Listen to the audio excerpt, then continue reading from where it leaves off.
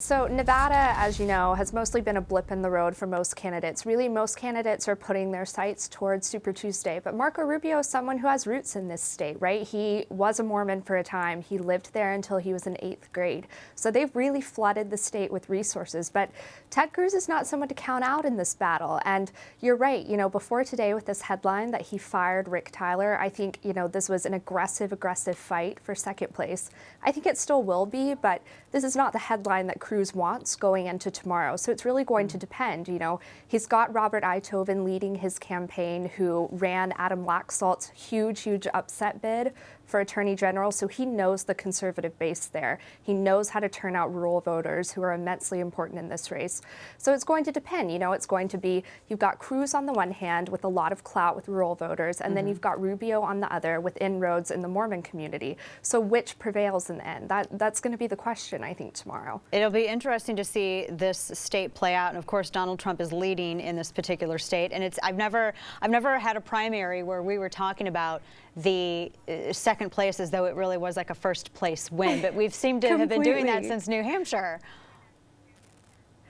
Right, exactly. And, when I first started reporting on the ground in Nevada, everyone I talked to, I remember sitting down, grabbing a cup of coffee with John Ralston, and he said, set aside the caveat of Donald Trump for a minute, because that's what Trump has been. He's a caveat to this entire race for second place battles, for third place battles. But I think Trump's victory in Nevada shouldn't be discounted in terms of what this means for the political process.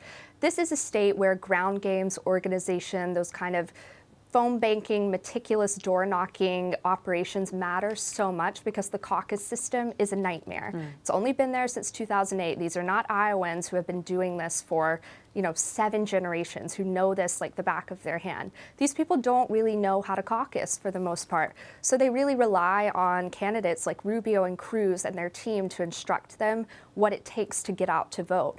Donald Trump doesn't necessarily have that on the ground in Nevada. So it's going to be interesting to see if, even with that lack of resources in the way that Rubio and Cruz has, he still blows everyone out of the water in the way that the polling suggests he will. Now, every state has its own particular identity. Iowa is the conservative evangelical. New Hampshire is more moderate, East Coast type of Republican. South Carolina is somewhat similar to Iowa, but it can be more of a wild card. How would you classify Nevada? That's a great question, and it's one of the reasons, too, that I think so few candidates actually really go all in when it comes to resources with Nevada. It's a very transient state. You've got a state that's shifting demographically every 6 or so years. Right now, the Hispanic population has been on the rise. Ron Paul, the reason he loved this state in the last couple of cycles is because there's a huge libertarian population. But at the end of the day, you ask anyone on the ground in Nevada, what is the kind of go-to demographic for your state? It's really hard to say. I mean, the population's shifting every single time. It's like you said, you've got Iowa nice, and then you've got New Hampshire, more moderate, establishment-friendly voters.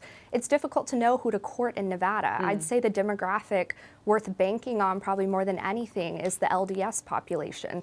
That's the population who had a 25% turnout in 2012, with Romney, kind of gave him those landslide victories, which is really where Rubio has invested all of his resources.